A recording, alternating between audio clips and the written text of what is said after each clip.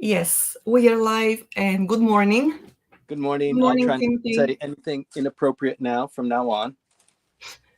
That is good to know. So let's go with the intro that Richard Berger prepared for us.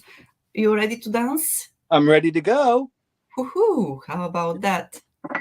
Let's do it then. Okay.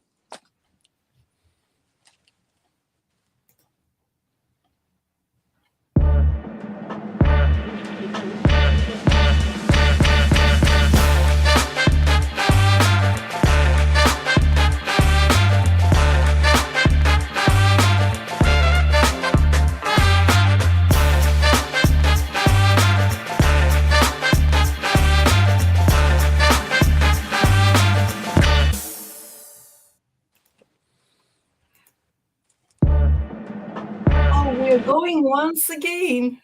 It's a bonus. It's yes upon us. So good morning once again, Timothy, and thank you very much for joining us. Good morning, Maya. Good morning to everybody that's in the audience on Clubhouse and on LinkedIn. Yes, so we have already quite a few people, and that is wonderful to see. I can see that you're ready to roll today.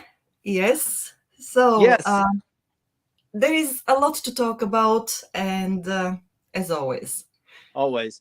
Maya, there are 52 weeks in a year. This is our 81st consecutive morning briefing on Sundays. Um, It is, wow, yes. it's just terrific that the audience has been building. A lot of people are really coming up and offering their insights on the platform. I'm really just so pleased that we've been really able to fill this channel with the news and information what's going on in Japanese politics. I am very pleased too. And once again, let me say that it is in a very large part thanks to you. Exactly, yes. So thank you very much for being so consistent and being here every Sunday morning. And without any further ado, let's start. Okay, Maya, I made a commitment to you and to the audience a year and a half ago that I would continue with this briefing. And as a consequence of that, I kind of have to bring you and the audience with me on my Saturdays and Sundays because I lead a very active life. Oh, So yeah. so typically we do a briefing on the deck of the good ship Santana somewhere out in the Pacific or in the home harbor of Katsuyama. Today is the 25th anniversary of the club I set up 25 years ago that focuses on restoration and maintenance and the traditions of Rolls-Royce and Bentley automobiles. So this event is starting very soon after our briefing. So I kind of got into my monkey suit. It's a kind of a formal event at the Meiji Kinenkan. So there'll be maybe 100 really nice old cars of the Rolls-Royce or the Bentley vintage if people are interested in going out there and taking some photos. But it's a real nice pastime. It's a hobby of mine for a long time. I don't come from money, so I usually pick up these orphans, these cars that are broken down. Same with Santana, just things that needed care and attention and love and were neglected for so long. And that's how I've tumbled into it. So it's not to show off, but it is a part of what I do all the time. And so I thought I would share that with you. I believe that some people might be interested in joining you or, seeing the cars there. So probably at some point in the future that will happen. Right. But Well, once a year, we rent out the Akalenga, the red brick warehouse, the tax warehouse that's in Yokohama, and we gather the cars there too. That's usually in October or November. So that's an open event. Last year, more than 4,000 people showed up for that. So that's a pretty good event. so it's coming up this year too. That's right, every year. Okay, so let us know when it is. Okay. And so let's start with politics then. Let's get on to it. So Prime Minister Kishida caught COVID. Did you know that? Yes, So it it's must be kind of too negative. bad. He took a week of vacation off during Obon, and on TV it was shown. I mean, how embarrassing! How little golf this guy plays. So he is kind of hacking around on the golf course, and it was played up a lot. I mean, it's not as bad as former deceased Prime Minister Abe tumbling into the sand trap, but it was kind of interesting to see him on his vacation and how he's spending his time. So golf is a big thing here in Japan, even though you really can't play it, but it is important to do that and get out with some of your mates and relax, apparently relax. I mean, I gave up golf a long time ago. But he came back from his vacation and immediately, I think this time last week, caught COVID. He lives in the official residence, which is a building that was constructed and designed by Frank Lloyd Wright, you might know.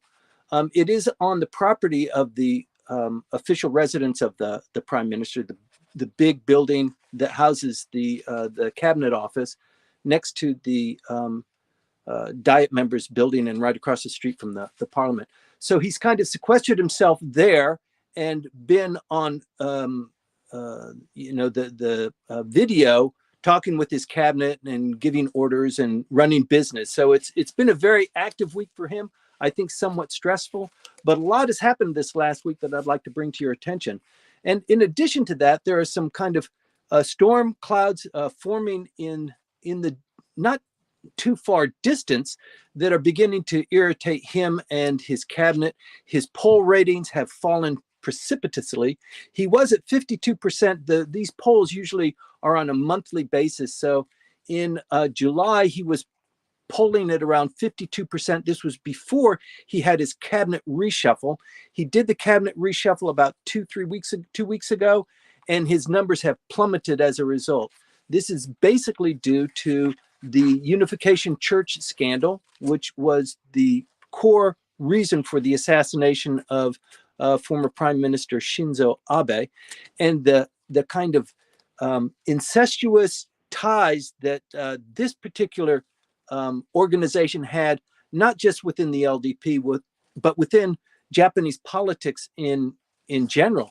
So I do politics as a living. I'm a lobbyist. I talk with Japanese parliamentarians. I talk with people who are in the bureaucracy to try and address issues. But this Unification Church, they really did a good job in doing their government public policy and lobbying. They had their fingers in everybody. 107 lawmakers have been reported to have deep ties with the Unification Church.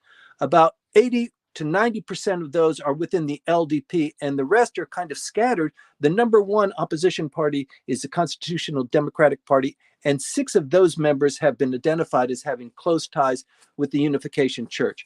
So this is causing a big problem. It is the reason for the decline in the prime minister's rating. It is very rare for a prime minister to suffer a decline after a cabinet reshuffle. You run a cabinet reshuffle because you're trying to boost your ratings. You're trying to reestablish and launch yourself for a better and more stable government, so that when the next election comes, you do even better and you remain prime minister. That is the current prime minister's dream. That's every prime minister's dream, to stay in power, and exceed even what Mr. Shinzo Abe was able to do. 8 years and 8 months, the longest serving prime minister in Japanese post-war history. So this is his desire, but I don't know if he can get it. He's got some real problems going on there, even though when he identified the members of his new cabinet, he wagged his finger at them and said, make sure that you're squeaky clean, that you don't have any deep ties to the Unification Church. And then this last week on Wednesday, Bunshun publishes its weekly magazine on Wednesday. It usually hits the shelves on Thursday.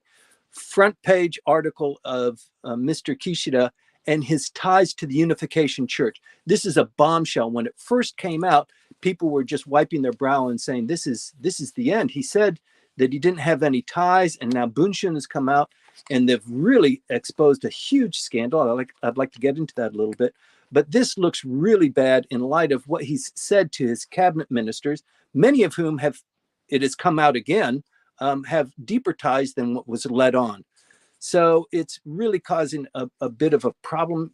Mr. Hagiuda and Mr. Yaganishi in particular have gone on TV and tried to explain their relationships and the reasons why they showed up and gave not briefings, but policy speeches to collections of individuals. But also it turns out that Mr. Kishida also did in the Kumamoto area of of Japan in trying to boost his area. So there's a support group in Kumamoto that is run by a certain individual who happens to be a university president.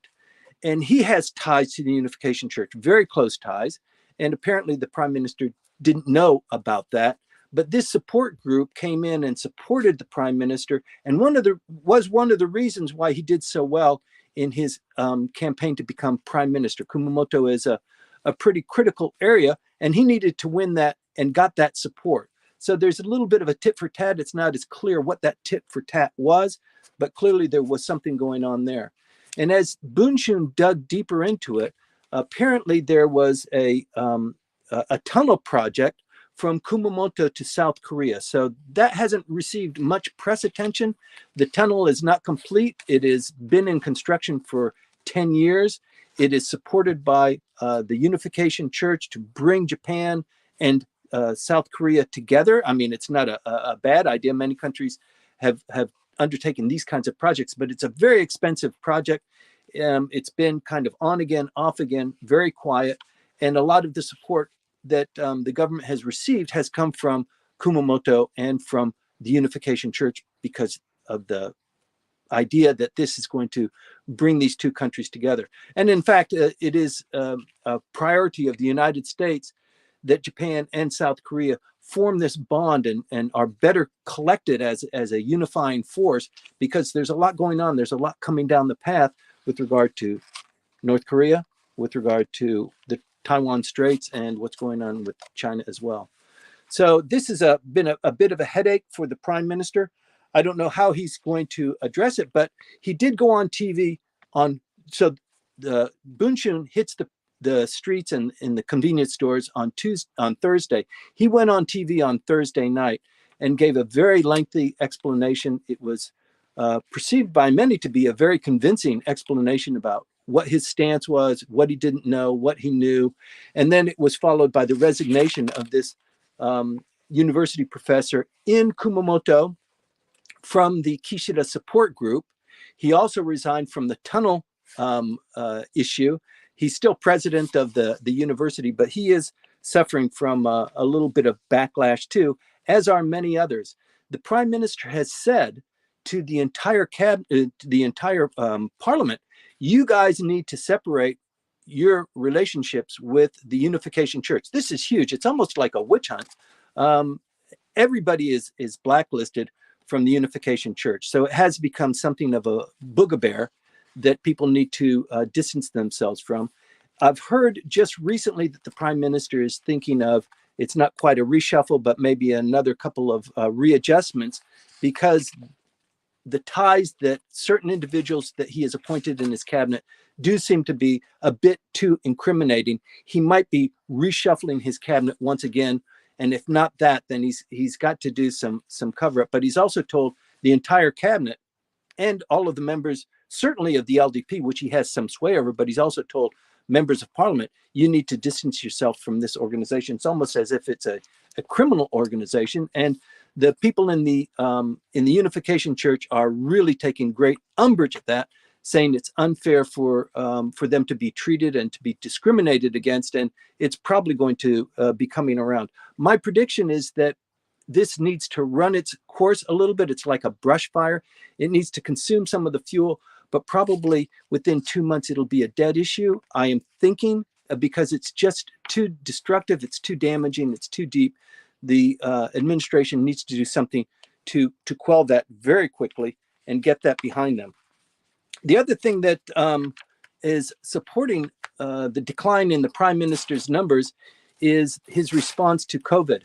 And the numbers there, so you might have noticed that the seventh wave is beginning to take a little bit less of a heat, but you've also noticed that the Japanese government has recalibrated what it means to have COVID, what it means to report, what you have to do to get your PCR test, what kind of inoculations are there.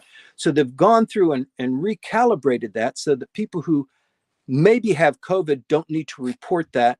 And so the numbers are going down somewhat artificially. but they need to get tourism back on track. Tourism is a huge engine of growth for the Japanese economy, and the Prime Minister has said, we're going full bore on this. So COVID is going down. Listen to me. Don't listen to that other stuff. COVID is going down. So please come into Japan. Please visit. If you're living in Japan and you want to visit others, we don't have the program where you would have government sponsorship or funding. What was that program called? I forgot the name. I mean, they just said that they're not going to use that name anymore. Maya, help me out here. Okay, Maya's. What was the program? Sorry, are you talking about the TV program? No, I'm talking about the tourism program in Japan. Oh, sorry, I was distracted. Yes, that is the Go-To campaign. Go-To campaign, right? Yes, it has been renamed too. So it's been renamed, and the responsibility has been redistributed to the 47 prefectures, not to the central government. Thanks for that. So I know you're busy doing other things like everybody else, vacuuming and getting your cat fed while I'm sweating bullets here doing a briefing, but that's okay. Thank you. Okay, let's go on. Okay, so anyway, the Prime Minister has said just this last week, this cap on 20,000 people visiting Japan, we're going to blow that away. On September 7th, in less than 2 weeks, that cap is going to disappear, and many analysts think it'll go to 50,000 per day. So it's 20,000 right now.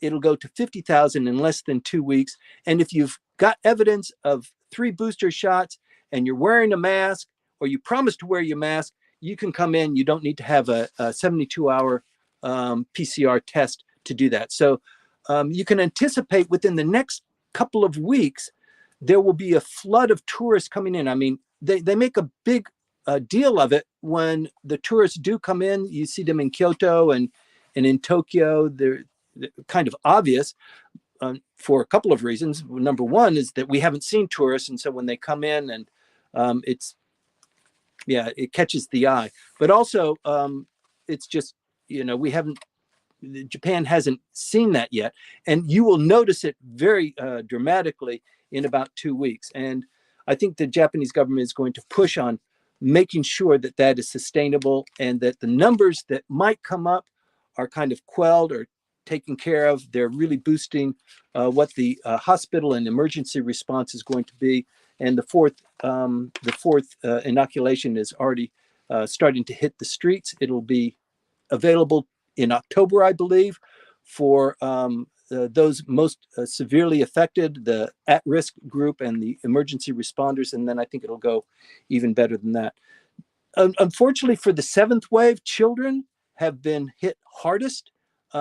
Particularly children between the age of 5 to 11 years old have caught this new BA.5 variant, and it has been alarming. The deaths haven't been so high, but I think everybody has noticed that this variant has really been throughout the country. People, colleagues, friends, family who didn't get it in the earlier versions did seem to get it this last version, and I think that's why the 7th wave has been so enormous. There's been a 3-fold increase in the number of kids who have gotten this variant here. And so what the Japanese government is trying to do is inoculate the 5-year-olds to 11 years old, and they're getting a lot of resistance from it. People don't want to have their children inoculated. They believe, many of them, that herd immunity is beginning to take on, but with so many children getting it, it is worrying. So keep an eye on the numbers, although the numbers are not truly reflective of everything that's going on. Let me see what else we've got. We've got the Abe state funeral. So you will have read, I guess, it's kind of in the press pretty much, that the Japanese government is going to spend 250 million yen for the state funeral. That doesn't include security. So if you've ever run a project like this, security costs can be astronomical, especially when you've got a deal like this with heads of state that will be coming in. The Japanese government is inviting 6,400 people to this state-sponsored event. So the government, Mr. Kishida, has said, he just said it, I think, yesterday, that this will be a state-sponsored funeral. There hasn't been a state-sponsored funeral since, Nakasone in 2002, I believe. He died. There was a state funeral there. The government invited 6,000 people to that event. It was also held at the Budokan. And then before that, Shigeru Yoshida, the father of Japanese LDP politics. I mean, he was the prime minister during, right after the war. He is the one that negotiated with General MacArthur and ushered in, what we now know as contemporary Japanese politics and business. So he died, and there was a state funeral there. So this is somewhat unusual. Mr. Abe, as you know, wasn't a standing prime minister when he died. Neither was Shigeru Yoshida. But allotments will be made. And I think from the very beginning, the prime minister saw a wonderful opportunity to bolster his standing on the international stage by having a state funeral. I personally think it's a good idea. I think it is appropriate. 64% of the Japanese people, however, don't. Just a little bit less than 50% say it's okay or I don't mind. So it doesn't look good for the prime minister, but I think that probably a lot of this is just generated by agitation from the opposition party. There are so few opportunities to kind of pick up a rock and throw it at the prime minister, and this is a good one. So I think that's what underlies it. I think inevitably there will be a state funeral. I don't think, even though there are lawsuits that are being contemplated by opposition lawmakers and also by civics groups, I don't think it will be enough to tell Mr. Kishida to pull back. He's already pulled back on certain things. He does seem to be a little bit vacillating on important issues. And so he's trying to distance himself from that. He wants to be decisive. He wants to be bold. He wants to move forward with new capitalism, with all of these proposals that he's talked about, the new defense, strategic defense initiative that the 10-year plan that he's working on now, that is supposed to be launched sometime in October, signed off and set in October. But there's a lot going on for him that he really needs to show his leadership. And sometimes the opportunities come up and they evaporate away. So I think it would be highly unlikely for the state funeral to be canceled. Currently, Barack Obama, Kamala Harris, current vice president of the United States, will be coming in. Prime Minister Modi announced, I think on Friday, that he would be coming too. So that's just 3 of many dignitaries that will be in town. September 27th, less than a month away. It will be a big deal here. In the meantime, one of the other irritants for the prime minister is that the opposition parties are clamoring for another extraordinary diet session. And the whole reason here, the prime minister knows, is to pick up those rocks that are laying close by and hurl them at the prime minister and at the cabinet. There are quite a few rocks that are available, and the prime minister kind of can't deny them this insistence. Article 53 of the Constitution says that if 1/4 of the parliament insists on an extraordinary diet session, the prime minister needs to allow that. So he has some flexibility. The LDP is strong. It's not completely that strong. The opposition party is forming a coalition now to insist on an extraordinary session. It could happen at any time.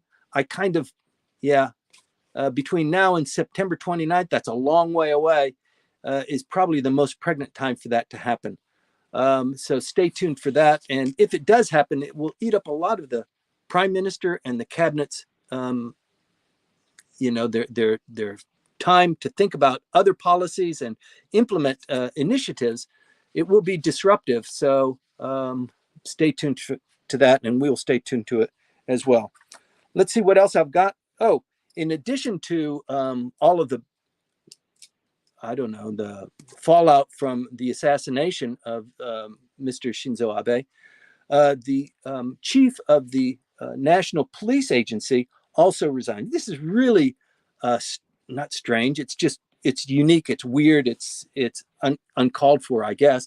But in order to take responsibility for what happened in Nara during this campaign speech, the chief of the National Police Agency has resigned just this last week.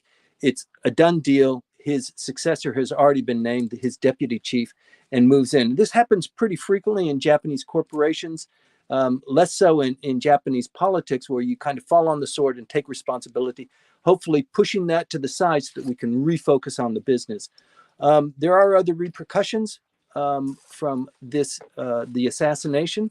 For example, the National Police Agency is rethinking its security protocols for VIPs and dignitaries, and this will reach something of a height in the September 27th funeral at the Budokan. There will be a lot of dignitaries here, and I think the Japanese police and the local police will be on high alert. They're going to have drones going out. They're going to have a no-fly zone, maybe 48 kilometers around the Budokan, if you can imagine that. So it will be completely abuzz. Budokan, as you might know, is very close. It's across the street from Yasukuni Shrine. So it's a real hub of activity, political and religious kind of controversies always swell around there. So September 27th will be a big time in Japanese politics. There will be a lot going on as a consequence leading up to that and then falling away from that. So there'll be a lot to report on, and we'll be keeping a close eye on that. What else do I have for you here?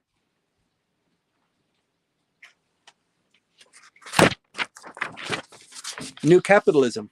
So the prime minister, as you know, is really looking at a lot of different ideas how he can bolster this economy. One of the ideas is all of this money that the Japanese elderly people have after working all their lives and saving and scrimping and living in, less than optimum living conditions and I don't know, a lot of different things. They've been hoarding their money. The Japanese have been famous for that, putting it in mattresses, not in banks. There is more than 2 quadrillion yen that's held by Japanese families that could be reinvested in the economy. And this is the prime minister's idea, is to attract that wealth and have it reinvested into the economy. So he's come up with a couple of ideas, and now these are starting to reach some detail and some fruition. The latest one that is looking like it's going to receive bolstered attention very soon. So you're going to see some quick action on this. The FSA has recommended a doubling asset-based income plan, which allows investors, to take certain amount of their money to invest it in a family business or to invest it in stocks and bonds for the purpose of having a nest egg for their grandchildren or to generate certain non-taxed results. So they have a program that has been in operation since 2014. Gosh, if you look at the numbers, it looks like it was somewhat successful. Let me see, 17.6 million accounts have been established under this program. It allows people to invest, $1.2 million into shares of mutual funds and receive the benefits from that tax-free. It allows people to invest a smaller but a longer term of 400,000 yen until the year 2042. So it's a long-term plan, and the results of that investment are tax-free. And then they have a junior NISA portion that allows parents and grandparents to invest on behalf of their children or grandchildren, as long as they're under 20 years old. And then the benefits from that are tax-free. So I think, this is a good idea. He's going to expand that. He's going to take the cap off of it so that people can now take their savings that are under their mattresses or in their pillows. It's just really, when you take a look at how much money is involved there, 54% of this 2 quadrillion yen is in cash and in savings accounts. That means it's just sitting there. And as you know, Japanese bank accounts don't generate a whole lot of revenue in terms of income. So it is really just sitting there. Some people say it's easier and it's better to have that kind of money close at hand in a safe at the house or under the mattress. So there's a lot of that. And of the people who have invested in this program, even though it's like 17 million accounts, less than 20% actually are active, actually doing something with it. And the FSA, the Financial Services Agency, has come to the conclusion that it's because of, education. The people who have that money are older. They don't understand the techniques or the technicalities of it. So this is going to be blown open, and it's really benefiting the Japanese people to release this money. That is what the dream of Mr. Kishida is to get this money pumped back into the economy, and he's going to be going gangbusters on that. Mr. Kuroda, the Bank of Japan president, he's got until April in his last term here, has said, even if inflation goes to 3%, and it looks like it's going there now, it's between 2 and 3% now. The numbers are being watched very carefully. His target was 2%, if you might remember. With the prices of fuel and energy spiking, and also with food costs coming up, the likelihood of the inflation rate in Japan exceeding 3% is very high. But he said just this last week that that's okay because that's part of the plan and it will come down. This is in stark contrast to the other G20 countries who are having a much tighter monetary policy. So he's making money more freely available. It's kind of a layover from the Abe 3 arrows on monetary policy. So let's see how that goes. Wages are actually in Tokyo coming up a couple of yen. So they've noted in many Japanese large corporations that the salaries are beginning to rise, not in line with the inflation numbers, but there is beginning to show some progress there, as the prime minister has insisted Keidan Ren and the large corporations, heed his word about paying people a fairer salary. So that's beginning to come on, but that's all voluntary, of course, and it remains to be seen what's going to happen with that. So let's see what else we've got. Okinawa, the election campaign for Okinawa. We talk about Okinawa a lot. I grew up there, so it has a spiritual space for me, but geopolitically and politically here in Japan, and with what it is that we talk about, Okinawa is critically important. Their current governor wants to survive himself. His 4-year term comes to an end. The election will be on the 11th of September, so less than 2 weeks away. And there are 3 candidates. Denny Tamaki is supported by the Constitutional Democratic Party. They've just had a leadership change, if you followed that, to take care of the kind of the beating they got in the last election. And they've put some of the older leaders back in power to kind of revise their standing.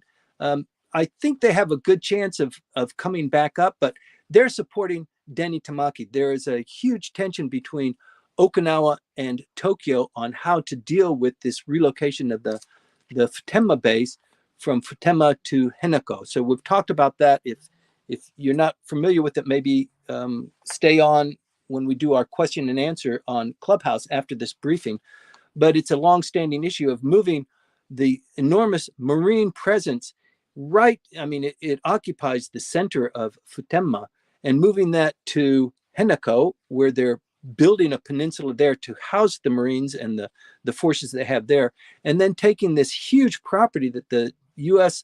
government has had since the end of World War II. They actually came in very quickly, the Seabees, and bulldozed this area, building entire villages and tombs, and then they parceled it out, and people who could show that they grew up there, they had land there, were receiving rent and are still receiving rent from the U.S. government. So this property could be returned back to the original owners, or it could be redeveloped. I think the redevelopment idea is more likely. But Okinawa is the poorest of all 47 prefectures.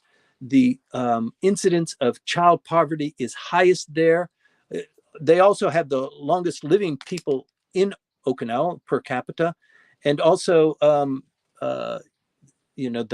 the largest number of children being produced in Okinawa. So it's a really interesting mix. Okinawa is interesting for a lot of different reasons, but it is also the point of the spear as far as Japan's defense capabilities are concerned, the Prime Minister, in light of increasing the defense budget from 1% to 2%, and that will happen, wants to have another 1,000 long-range missiles to protect Japan from potential incursion by other missiles or by aircraft or ships. This is going to be a purchase because Japan doesn't have those capabilities, those military capabilities. So it needs to be a purchase. So the increase of the Japan defense spending is in line with that. So there's a lot going on, much of it focused on Okinawa. So this election on September 11th is really a watershed for, will the LDP be able to retake the political weight of Okinawa and be able to dictate more what they want to do? The current governor, Tameki, is opposed to the movement from Futema to Henoko. He wants the Marines to go someplace else, but not Okinawa. And then there's an LDP candidate who is being supported for moving the Futema base to Henoko. So it's a little bit complicated, but it is a big issue that will receive a lot more heat and light in the next 2 weeks. And then there will be, depending on the election, some fallout from that, whichever way it goes. So we will keep watching that. The Prime Minister also announced that he's sticking to his guns with regard to trade with Russia. And Japan will still have a bit of a problem with its energy needs, but it is in support of the United States. Sponsoring inviting Mr. Putin to the Abe funeral is not in the cards. But there is a couple of things going on, for example, in Indonesia, where Mr. Putin is being invited, and also Mr.